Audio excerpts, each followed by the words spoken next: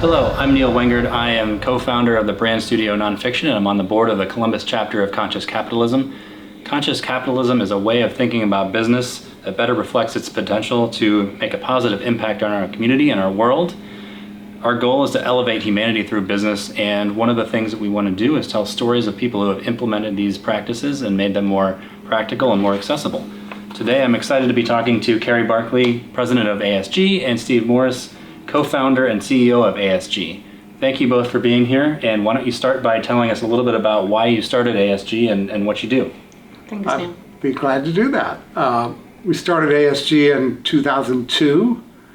We, the partner and I who started the company, and Carrie joined us shortly thereafter, knew how to operate real estate business services at scale. We had previously worked at the Limited, where we had 12 brands, doing 1,000 deals a year, spending $500 million in capital costs, and we were the team that operated all of that. So when we started the company, we just knew how to do things, and we had retail being what retail is. We had a pretty large network of people within retail who knew us and knew we were competent and capable of doing what we were doing. I think we started with 13 customers the first year. We were reviewing landlord billing practices, and with Carrie came on board, starting our strategy practice, and that just continued. We added a practice around store design, store construction management.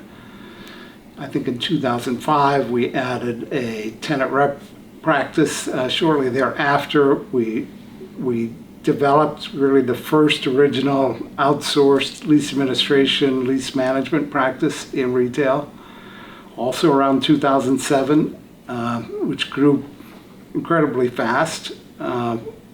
Strategy kept developing and migrating. We had to add artificial intelligence, big data tools, and we developed our own technology platform called ASG Edge to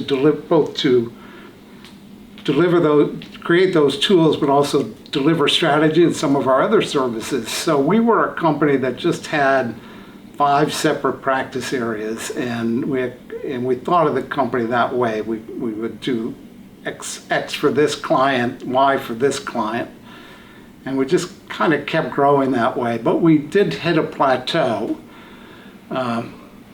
In 2020, we acquired Schuh-Gerdemann, which would have been a 6th practice area. Schuh-Gerdemann is an internationally known retail design firm. And when that came together, it was just, things were not working. It was, what do you call it? COVID?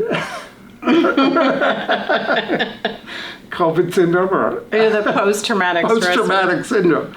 One of the things we did, we engaged an outside firm just to talk to our clients what they liked about us. And they didn't like the fact that we had 5 different practice areas. They saw us very differently as experts at retail.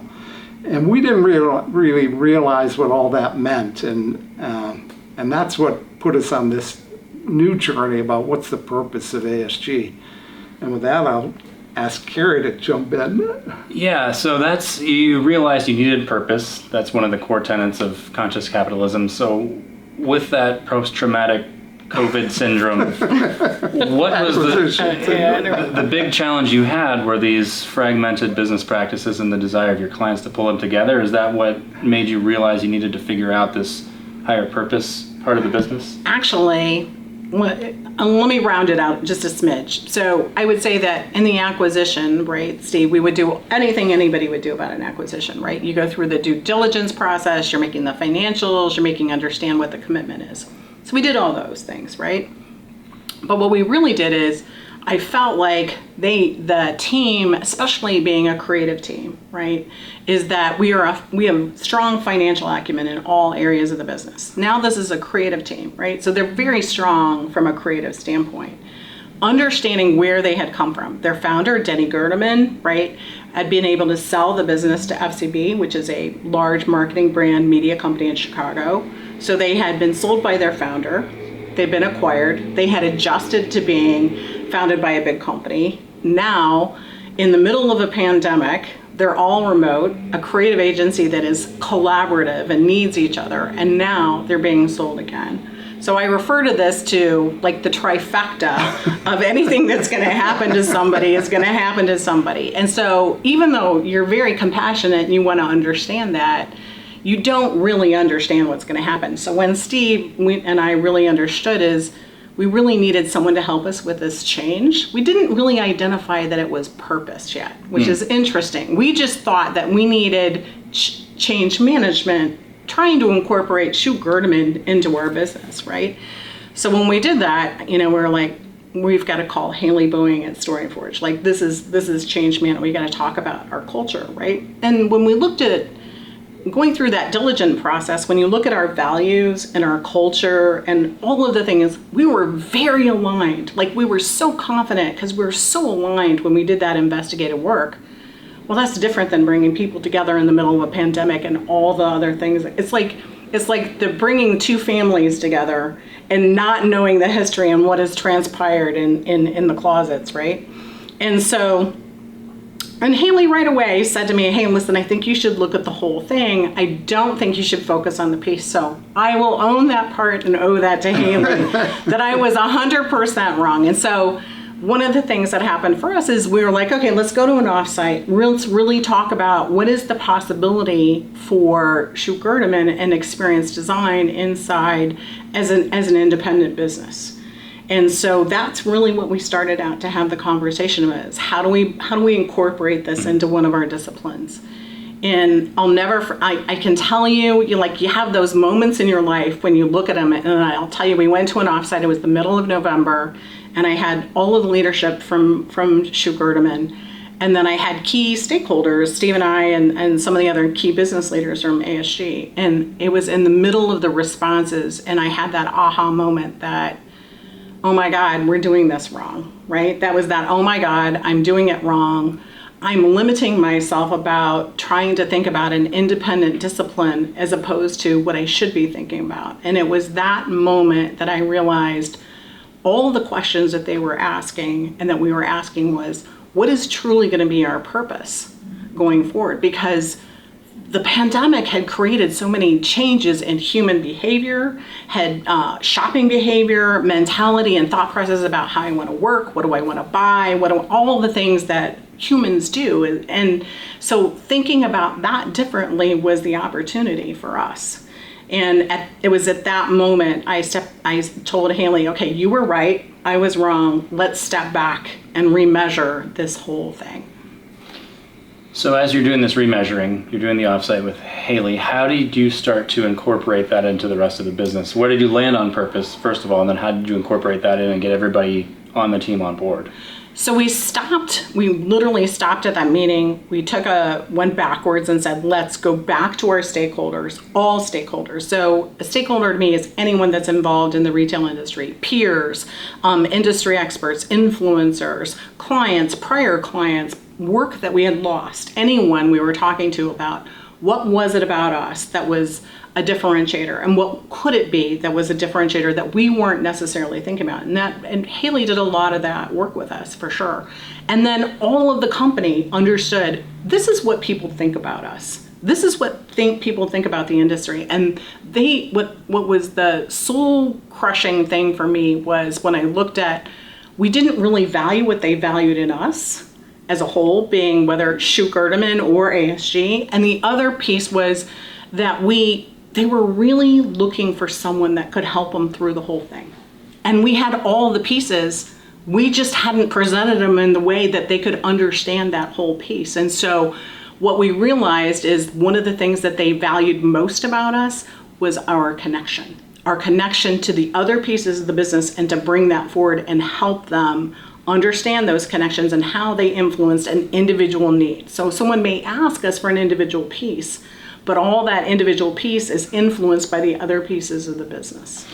Yeah, and now you can go from being, well, we do this and this and this for these individual clients, to looking at them holistically and really being a fantastic advisor. Yeah, somebody, I think Carrie or your team drew out on a napkin this circular diagram of all our different services and how people move from one to another, and that's become our ecosystem. That's how we think of the company. We're an ecosystem that provides real estate services that help our clients connect with their customers, because retail is fundamentally about connecting customers, connecting with people. Yeah, and you're connecting the dots Yeah. that make that happen for your customers. Yes, absolutely. Exactly. So where do things stand now that you've found your purpose and you've started to implement it in the business? Well, I'll tell you two things. One is when you start talking about your purpose, right, which is really to truly empower change for ourselves and for our clients. People are like, what? Like, what? Aren't we a retail real estate firm? You know, like what you do is not necessarily your purpose. And so getting everyone to understand how people responded to the connection, that they were directly responsible for those connections, then they were starting to get it. And so it was a lot. I think we spent all of 21 really going through it. Here's why it's important. Here's why it makes a difference. Here's why we've got to change. You can't ask other people in the industry, especially a retail industry, to change and not change and prepare yourself. And this is internal stakeholders at this point. Exactly. Do you speak about the purpose in that same way with your clients? Absolutely. So that was one of the other changes is we not only did we change the structure of how we talk about and refer to ourselves internally, but then first internal and then external. And so any of the language really sharing why it's important to them, it's our differentiator. Marketing, social, how we speak and talk to clients was natural for us, but now it gave us permission to be able to own those pieces that we had not necessarily connected ahead of time. Well, and as we know, what Haley does really well is get all of you on the same page. And it sounds like you've got that now, not only internally, but also in the way you speak to your clients, and they understand better the value of what you're bringing to the table. And I don't think change for change's sake. I think it's an ongoing process for us, and that it's constantly going back to what is that North Star? What is the significance of that? And what is it driving? And it's a lot of work internal. It's constant and ongoing work. What's the biggest challenge now, as part of that constant ongoing work, to keep everybody focused on that? Well, for me, I think I think we're still I think there's a lot we don't understand post-pandemic. And I think that for individuals to understand that it is, when we look at the business is comprised of everyone.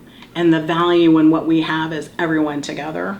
And that as opposed to a me mentality or a you mentality, it is an us mentality.